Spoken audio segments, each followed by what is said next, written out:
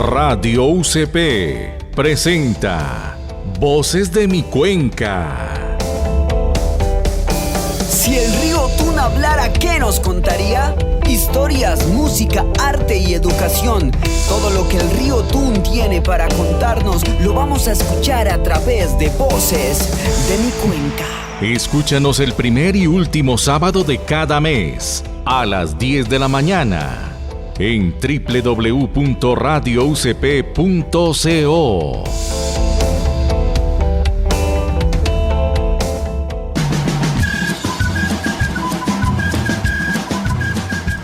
Hola, ¿qué tal? Un saludo muy especial. Bienvenidos al 10º capítulo de Voces de mi Cuenca, un espacio que nos ha permitido conocer no solo los sonidos de la cuenca del río Tun, también nos ha permitido exaltar el trabajo que realizan personas y comunidades en pro de nuestros recursos naturales. Pero no podemos continuar sin nuestro saludo protocolario a nuestra compañera de cabina, Hilda Viviana Ramírez. Hilda, un gusto tenerla por acá como siempre, bienvenida. Hola Alejo, ¿cómo estás? Es un gusto para mí también acompañarlo nuevamente en la mesa de trabajo y un saludo muy especial también para todas las personas que nos escuchan el día de hoy y gracias por acompañarnos hasta ya el 10º capítulo de Voces de mi Cuenca. Y bueno, sin más preámbulo, les cuento que hoy vamos a tener como tema central el saneamiento hídrico, especialmente vamos a hablar sobre la planta de tratamiento de aguas residuales que se va a realizar aquí en Pereira y para ello nos acompaña un invitado muy especial para Vivamos la Cuenca, pero ahorita se los vamos a presentar. Gracias, Hilda. Les habla Alejandro Sepúlveda, integrante también del proyecto Vivamos la Cuenca. Para usted, que está en su casa, en su oficina, en el bus o en el automóvil, lo invito para que nos pongamos en sintonía con la cuenca.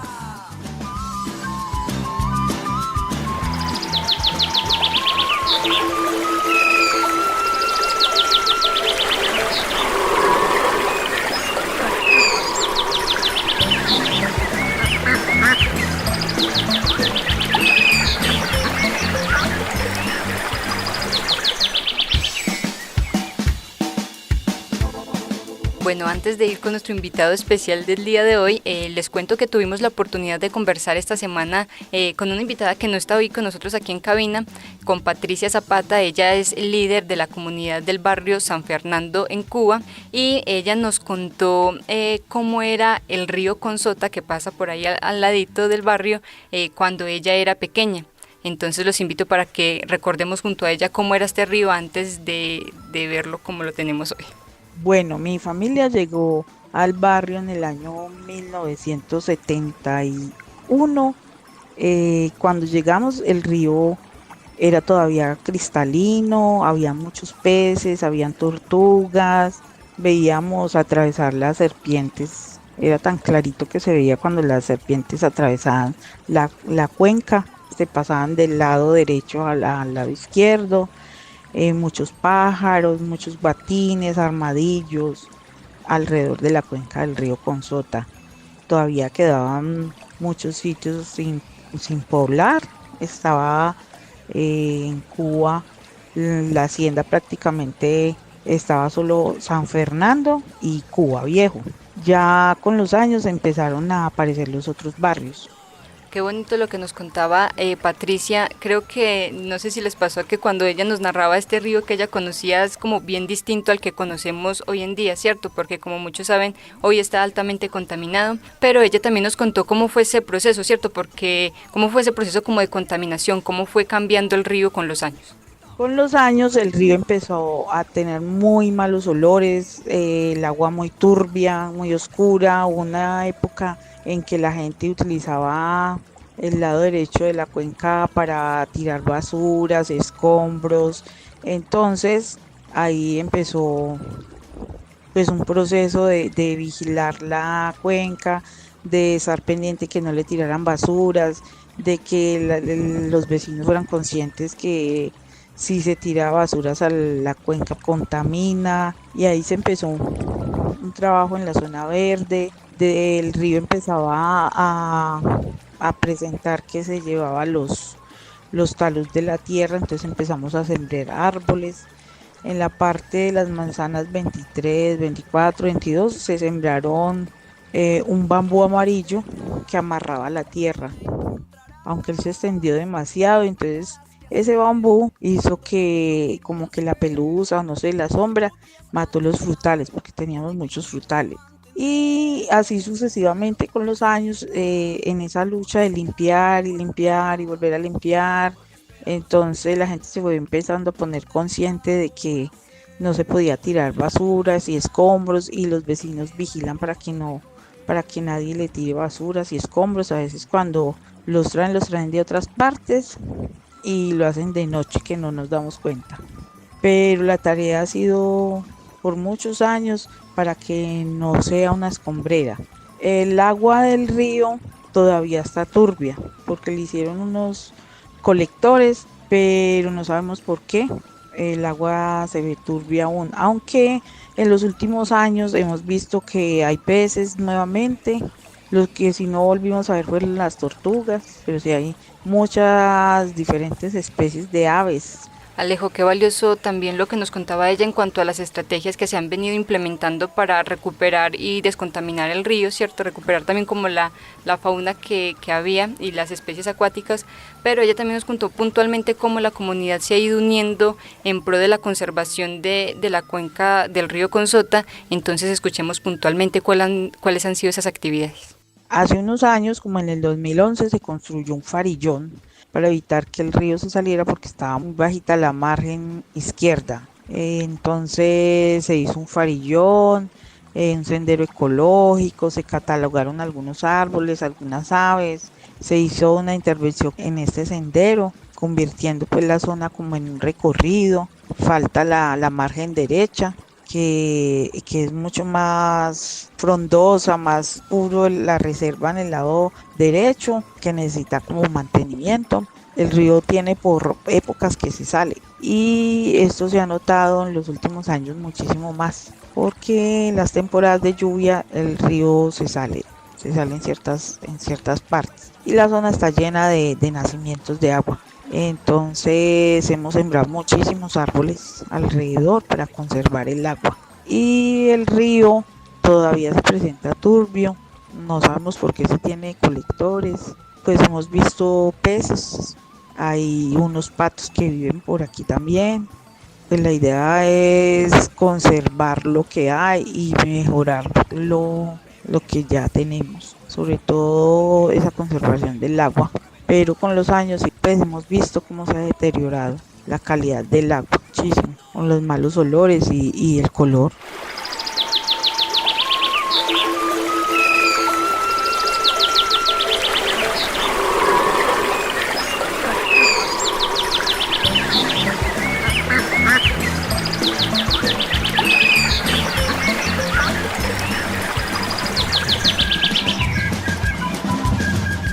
Bien, agradecemos a la señora Patricia Zapata por acompañarnos en Voces de mi Cuenca. Yo quiero contarles que hoy también aquí frente a estos micrófonos nos acompaña Adalberto Arroyave, profesional en seguridad hídrica del Departamento de Gestión Ambiental de Aguas y Aguas de Pereira. Señor Adalberto, bienvenido a Voces de mi Cuenca, un placer tenerlo por acá.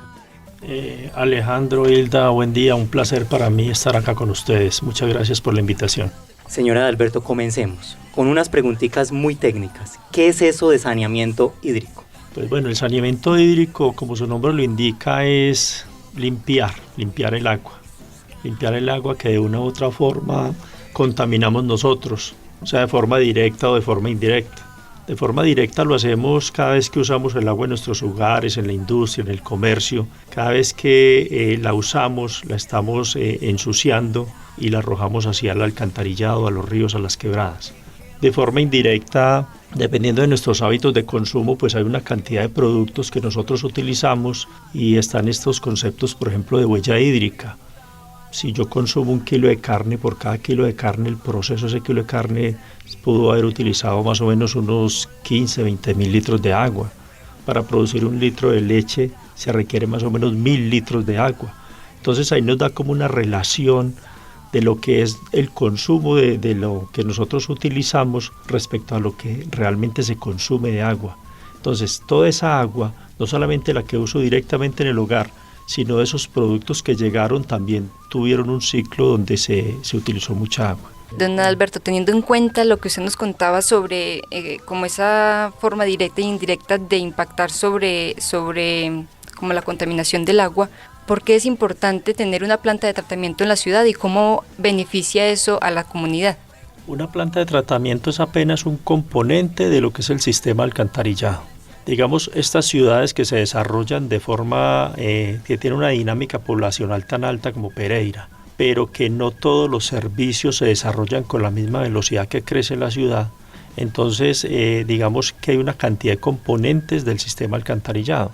Nosotros técnicamente el sistema alcantarillado lo dividimos en varias partes. Uno es el componente de recolección y transporte de esas aguas residuales que generamos en nuestras casas. Entonces ahí básicamente lo que están son las tuberías que salen de nuestros hogares, se conectan a unos colectores de aguas residuales. Esos colectores van a otras tuberías más grandes que se llaman interceptores, porque interceptan los colectores, porque como es el caso de lo que escuchamos ahora, el río Consota, ya tenemos casi todo el interceptor Consota construido, pero esos interceptores igual tengo que descargarlos en algún lado. Hoy por hoy los estamos descargando en el río Tun, porque ya el interceptor Consota lo pasamos al río Tun. Sin embargo, hay que tratar esas aguas. Ahí es donde ya llega el otro componente que se llama tratamiento. Y después de tratamiento hay otro que se llama disposición final, porque lo que yo trato en una planta, cuando llegan esas aguas residuales, trato esa agua, pero esa agua después de que la trato también la debo llevar a otro sitio,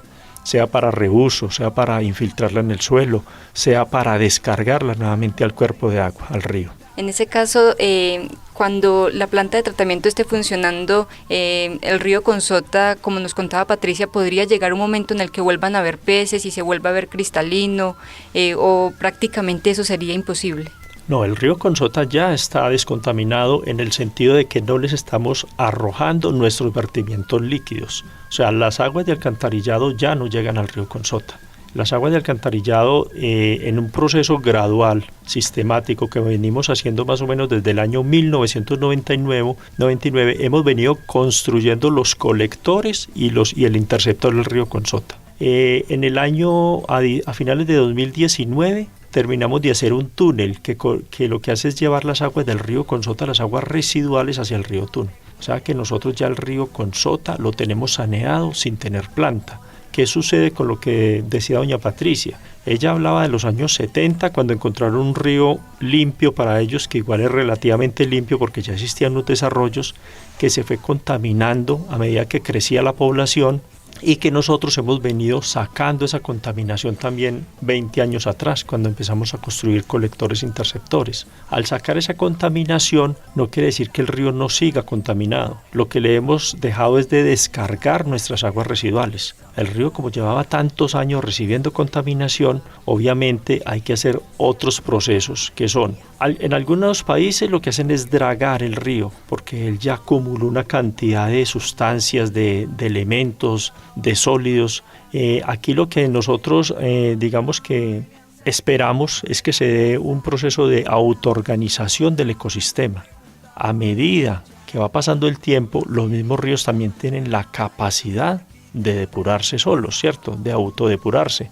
Entonces, cada vez que corre agua limpia por el río Consota, que ya es lo que corre por el Consota, al menos en lo que tiene que ver con el tramo urbano, lo que está haciendo el río es autodepurándose. Por eso es que la señora explicaba que ya se están volviendo a ver peces. Es muy importante lo que ella comentaba de hacer ese repoblamiento vegetal en las orillas de los ríos, porque también hay que conservar las orillas de los ríos, que terminan siendo un filtro cuando tenemos ríos, digamos como el Consota del Otón, que vienen de la alta montaña, donde hay unas actividades agrícolas, ganaderas. Si no dejamos esas franjas de protección al lado y lado del río, cada vez que llueva, si yo tengo por ejemplo los cultivos hasta el borde del río, cada vez que llueva, la misma lluvia va a arrastrar todos los contaminantes, o sea, esos insumos agroquímicos que se utilizan para cultivos, cuando se abona con gallinaza. Entonces lo que hace la lluvia es escurrir, lleva por escorrentía todo eso al río y vuelve y lo carga. En cambio, si tengo esas barreras biológicas, que son lo que nosotros llamamos la ronda hídrica, la población vegetal se encarga de evitar que eso por escorrentía llegue al río, es como un filtro.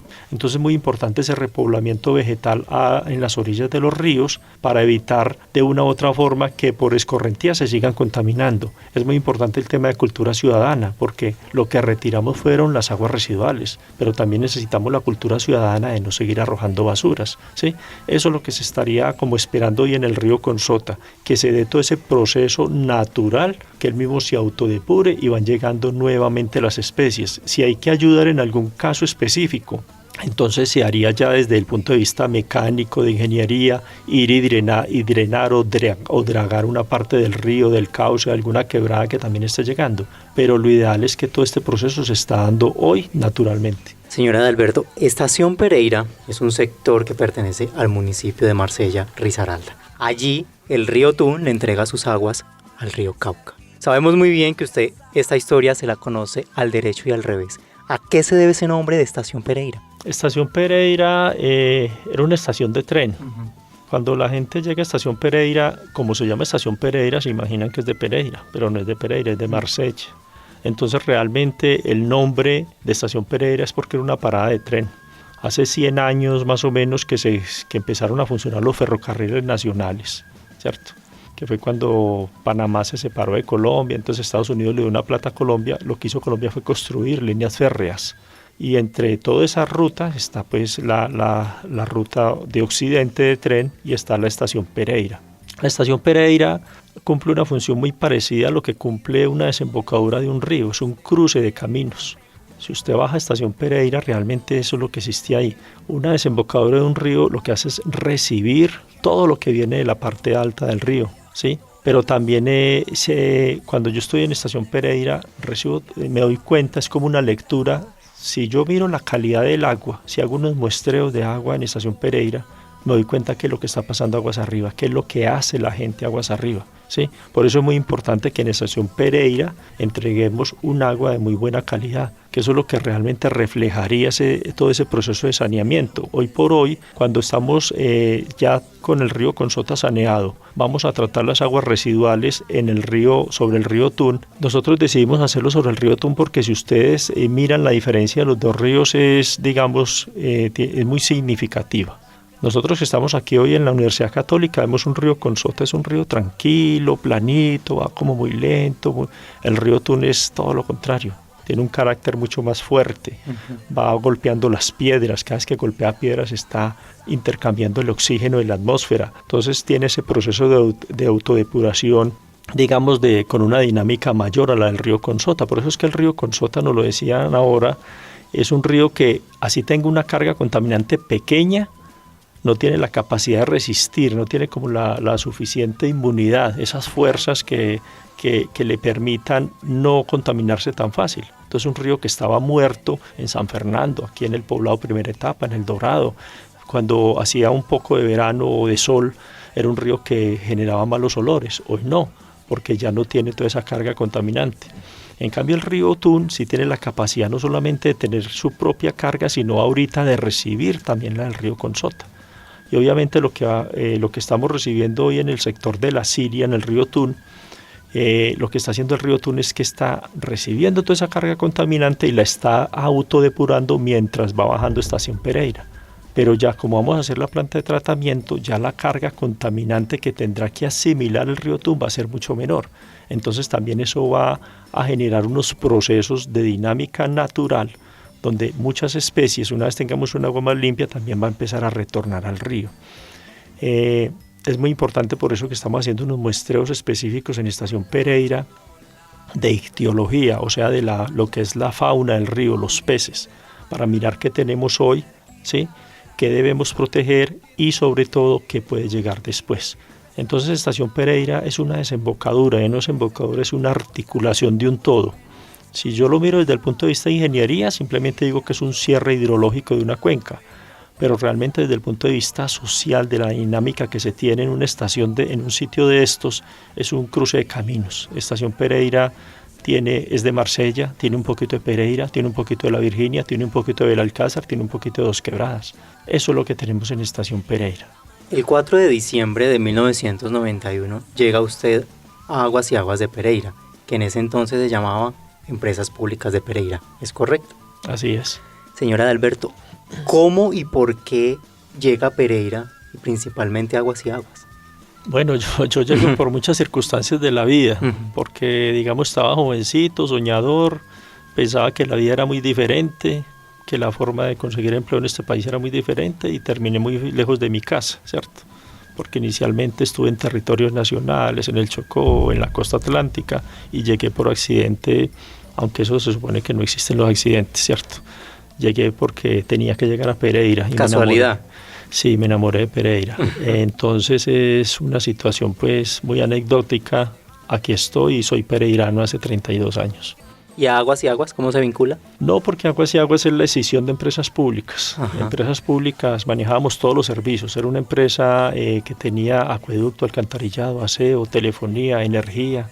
Y lo que hace Empresas Públicas es que se divide en varias empresas y yo como funcionario que era de Empresas Públicas quedé asignado a Aguas y Aguas de Pereira. Adalberto, yo quería preguntarle una cosita. Hemos tenido algunos espacios en los que hemos conversado con usted y usted nos contaba que Egoya es una quebrada, ¿cierto? Que es una de día y otras de noche. Así puntualmente nos lo ha dicho, ¿cierto? Y pocos saben que de pronto Pereira está atravesada o debajo de ella corre esta quebrada, ¿cierto? Porque es una de día y otra de noche. Egoya es una quebrada que cuando yo llegué, por ejemplo, a Empresas Públicas de Pereira, no hablaban de Egoya, hablaban del colector Egoya. O sea, la sepultaron y se les olvidó que era una quebrada. Simplemente para el resto de los técnicos de la ciudad era un tubo y que muchos olvidaron. La quebrada de Egoya pues tiene mucha historia. La quebrada de Egoya realmente es una quebrada que cuando llegó Jorge Robledo a fundar Cartago, que lo fundó aquí en Pereira, los territorios que ellos escogieron para vivir los encontraron entre la quebrada de Egoya y el río Tun. De hecho, donde hoy es la Plaza Victoria, y la mayoría de los terrenos que él se atribuyó como conquistador que era, fue exactamente en esa franja, porque eran los que más prometedores, un paisaje muy bonito, muy productivos. Entonces Egoya prácticamente es la fuente. Cuando se funda una población, lo primero que buscan los que van a fundar una población es estar cerca al agua, ¿cierto? Entonces Egoya es como esa fuente de agua, de vida para ellos, donde empieza a desarrollarse el antiguo Cartago, porque aquí fue donde se fundó realmente Cartago, no donde se encuentra hoy. A medida que se va dando esa dinámica poblacional, que van creciendo las ciudades, entonces claro, como la ciudad, en ese momento Cartago empieza a crecer también desde de la Plaza de Bolívar hacia el sur, hacia lo que hoy conocemos como Providencia, Centenario, toda esa zona, pues claro, pasar esa quebradita y sobre todo en invierno se volvió como maluquito. Entonces ya por allá, ya siendo Pereira, estamos hablando del inicio del siglo pasado, 1920, 1930, empiezan a canalizar a Egoya, empiezan a sepultarla, empiezan a enterrarla. En Egoya, realmente los primeros 2 años de mi vida profesional en Empresas Públicas los pasé dentro de Egoya. Yo estuve sumergido de Egoya. Egoya nace en el Parque de la Rebeca, ahí por la clínica Confamiliar, por la Circunvalar, y desemboca en el río Tun, aquí abajo por Turín, lo que llaman el Parque de la Vida. Entonces, a Egoya la empiezan a canalizar de a poquitos. Entonces uno cuando se mete en Egoya encuentra una canalización, la más nueva, que es de los años 80, 70, 80, aquí en la zona baja, por Turín en concreto.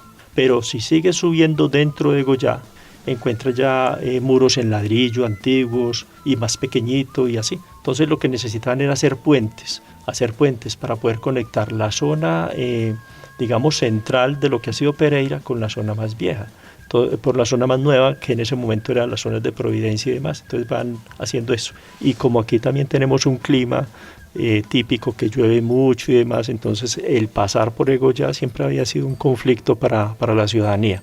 Desafortunadamente, digamos que ese crimen que se cometió con Egoya es pasable en esa época, pero en esta época reciente, estoy hablando de 30 años para acá, de los 90 para acá, que seguimos sepultando quebradas. Hoy tenemos Arenosa, Calvario, La Dulcera, se siguen sepultando quebradas. Es un pecado hacer eso sí es un crimen, porque lo ideal realmente es que las quebradas hay que dejarles en su curso natural. Por eso es que cuando encauzamos la quebrada, ahorita lo decía doña Patricia también, se inundan en San Fernando, se inundan en el poblado Primera Etapa, se inundan en zonas ribereñas de los ríos. ¿Por qué se inundan? Pues porque lo que se ha venido es, supuestamente en ingeniería se llama rectificando los cauces. Rectificar el cauce es que lo colocamos derechito para poder urbanizar. Eso no es rectificar un cauce, eso es todo lo contrario. Eso es hacer un daño ecológico, porque cuando un río tan plano como el Consota, en esta zona central, ¿por qué es plano?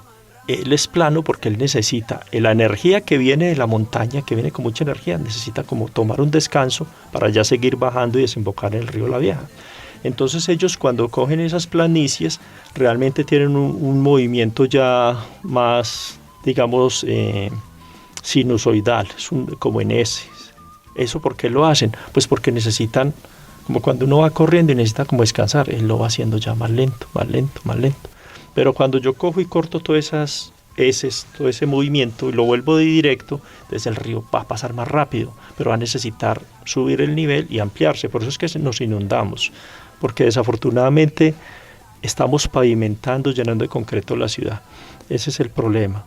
Entonces, volviendo a Egollá lo que hicimos fue sepultarla y digamos que es algo que olvidamos. De hecho, en el terremoto del año 95, la zona más afectada de Pereira, si revisan fotografías y demás, fue sobre las carreras 11 y 12, porque Egollá es una cañada en unas partes muy profundas. Entonces lo que hicimos fue meterle un tubito o hacer un post-culvert, una cajita, y llénelo de tierra, de escombros, de basura.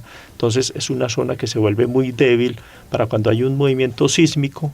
Al entrar toda esa onda sísmica, lo que hizo fue tumbar todo lo que había sobre Egollá, porque realmente lo que enterramos quedó allá y se olvidó, porque estamos hablando de más de 90 años que tiene intervención Egollá. Entonces la gente se olvida que eso está ahí y empiezan a construir sobre los llenos y ahí vienen las catástrofes. Señora Adalberto, para cerrar, porque se nos acabó el tiempo, rápidamente, salgámonos un poco de esos asuntos técnicos. ¿Quién es o cómo se define Adalberto Arroyave? Muy difícil. Yo termino siendo como un navegante anclado en tierra firme. Y cuando uno es un navegante anclado en tierra firme, termina ya como de aprendiz de arriero, porque realmente es como yo busco trasegar muchos caminos. A veces estoy en constante exploración de muchas cosas, buscando respuestas de muchas cosas y ensayando todo lo que se puede hacer, pero realmente sí, es como algo muy difícil de definir. Señora Adalberto, gracias por acompañarnos aquí en Voces de mi Cuenca. No, muchas gracias a ustedes por la invitación. Antes de finalizar, nos acaban de informar que el gerente de Aguas y Aguas de Pereira, Leandro Jaramillo Rivera, tiene algo para decirnos. Vamos a escuchar. Apostarle el tratamiento de las aguas residuales en el río Tun es luchar porque todos sus habitantes, independientemente del sector de la cuenca en que se encuentren, ejerzan sus derechos a mantener un ambiente sano.